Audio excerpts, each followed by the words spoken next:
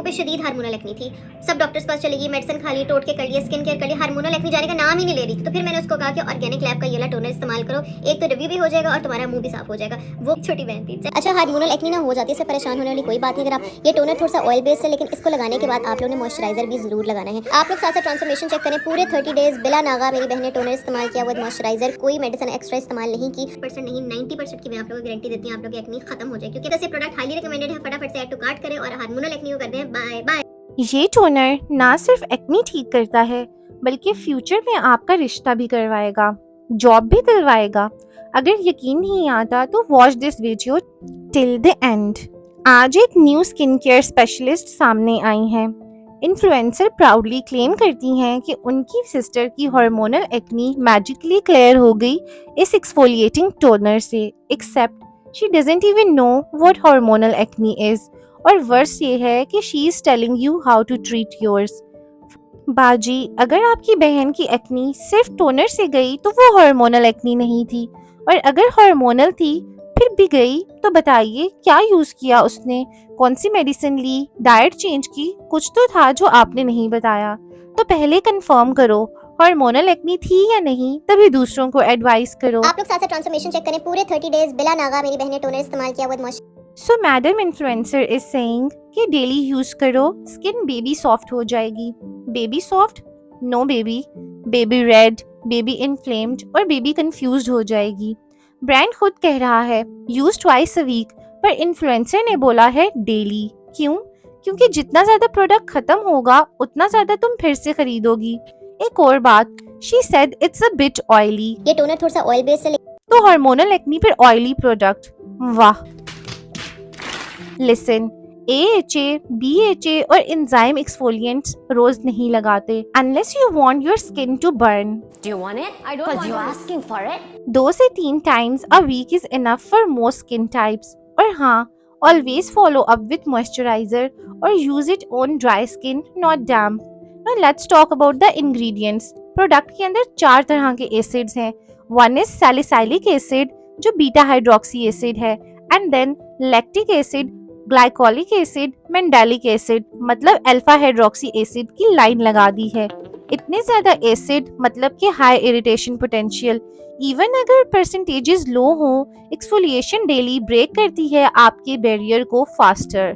There is glycol overload also, propanediol, propylene glycol and PEG8, ये सब penetration में help करते हैं एक्टिव्स की, विच मीन्स कि इवन डेपर डिलीवरी होगी इरिटेटिंग इंग्रेडिएंट्स की। फॉर सेंसिटिविटी या हार्मोनल स्किन ये आइडियल नहीं है and it can cause flare ups. इसके अंदर विच हेजल भी है जो रेड फ्लैग का कॉम्बो है।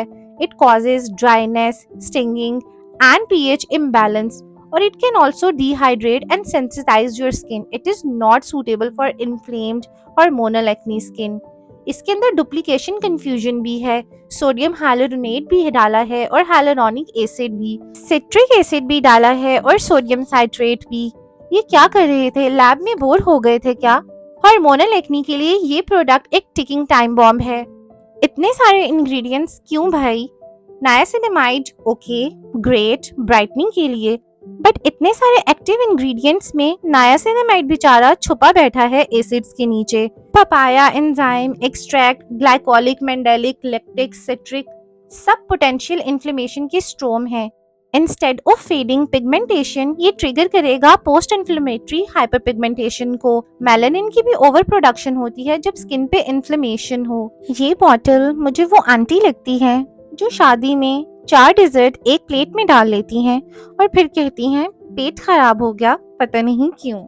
सो let's talk about brand claims. Number 1, they are saying कि ये टोनर बैरियर सपोर्टिंग है, बट नो बेबी, ये बैरियर के लिए एक चैलेंज है। None of these ingredients are barrier supporting. Another claim is collagen booster, but collagen boost का claim उस टोनर पे लिख देना is like saying burger acne को ट्रीट करते हैं। क्यूट है, टेम्पटिंग है, पर सच नहीं है। कुछ क्लेम्स हाइपर पिगमेंटेशन की ट्रीटमेंट के लिए भी हैं, but obviously there are better options for hyperpigmentation. ये हर एक के लिए नहीं है। सिर्फ ऑयली या combination skin with non inflammatory comedonal acne such as blackheads and whiteheads use कर सकते हैं, या ऐसी स्किन जो ऑलरेडी एसिड्स को यूज कर चुकी है। It can be beneficial in texture issues, blackheads or whiteheads, mild hyperpigmentation या dull or rough skin with surface buildup. User should not be currently on other actives like retinoids, strong vitamin C or acne medication. There must not have any history of eczema, rosacea, hormonal acne or compromised barrier and only use at night. People जिनके दिल पे acne ने already mental health का attack किया है उनके comments पढ़ो तो रोना आता है. One girl says, मेरी पिंपल्स और एक्नी खत्म ही नहीं होते. I hate this. तंग आ चुकी हूँ मैं तो अपनी लाइफ से.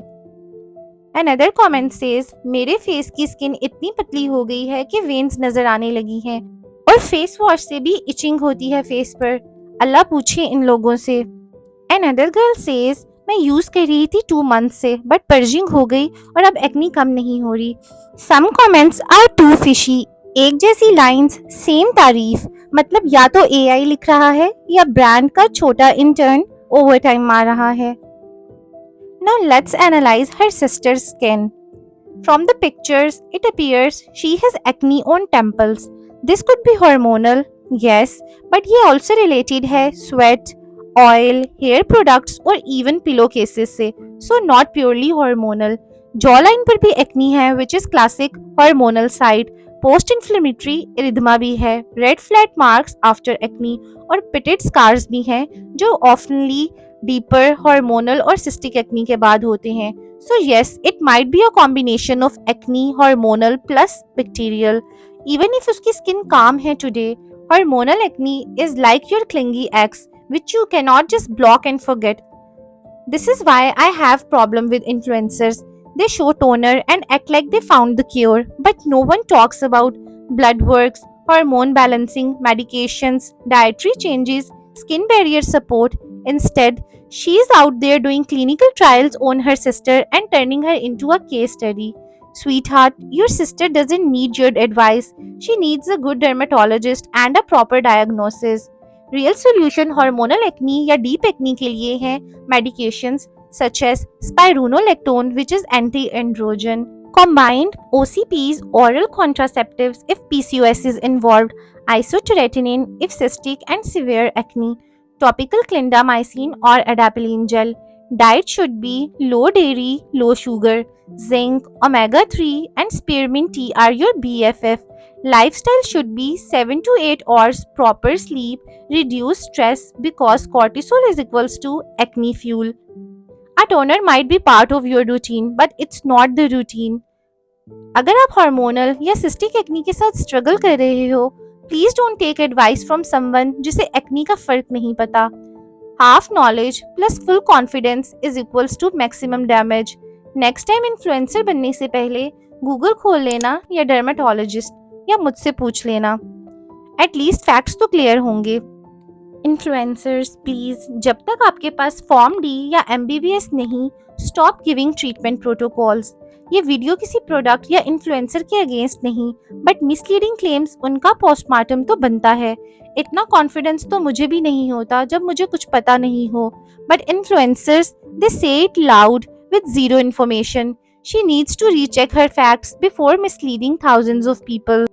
Where is quality assurance and quality control? Label पे लिखा क्या है? इंग्रेडिएंट लिस्ट ही हॉरर शो है. सो बी वेरी मच रिस्पॉन्सिबल. जैसे मैं हमेशा कहती हूँ, किसी की अच्छी मार्केटिंग के विक्टिम आप मत बनिए. Thanks for watching. Follow for more.